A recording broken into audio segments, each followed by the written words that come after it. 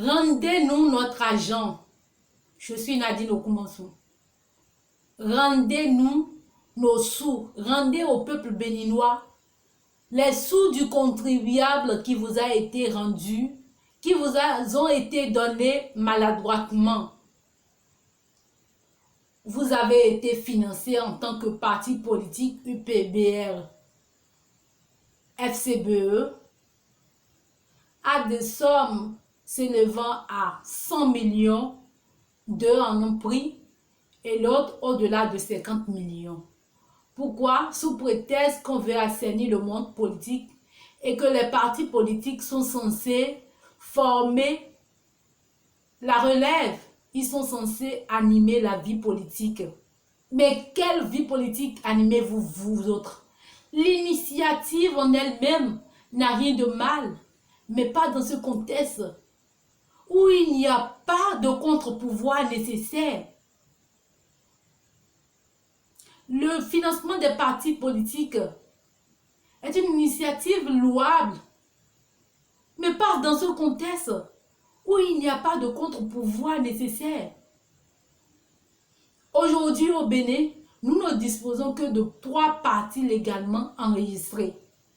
L'UP, l'Union progressiste, le BR, le Bloc républicain et la FCBE, tous soutiennent du gouvernement en place. Comment cela est-il possible? Et dans ce contexte, on alloue les maigres sous du contribuable à ces gens déjà en rite sous prétexte qu'ils veulent désormais animer la vie politique. Mais je me demande, quelle vie animez-vous? Quelle vie politique animez-vous? Rendez-nous nos sous. Des gens qui, à leur tête, la FCBE, autrefois parti mère, parti puissant de la République, s'est transformé au nom des réformes en une chimère, du ridicule. Des leaders qui s'embêtent et qui se citent. Quel exemple voulez-vous donner? Quelle formation voulez-vous donner? Alors nous n'en avons pas besoin. Rendez-nous nos sous. L'Union progressiste et le BR aujourd'hui. Les autres partis, les 2 autres restants, soutien du gouvernement. Vous avez reçu l'argent sous prétexte d'une formation, de l'assainissement du monde politique, parce que autrefois, il y avait une supercherie. Il y avait plusieurs partis politiques. La multiplicité de cette parti politique faisait perdre de l'argent à l'État, selon ce qui nous avait été dit. Et que les têtes pensantes, les méritants n'étaient pas promus. Il suffit juste d'être en soutien pour se faire une place. Tout ça est vrai. Et nous sommes insurgés contre. Mais aujourd'hui, qu'est-ce qu'on voit? On nous avait dit ici qu'il faut réformer le système partisan, parce que autrefois, les tout-puissants, les riches de la nation se prennent la tête à cause de leur argent et se font des partis politiques et imposent leurs règles qui ne peut pas avoir de cette république-là au Bénin.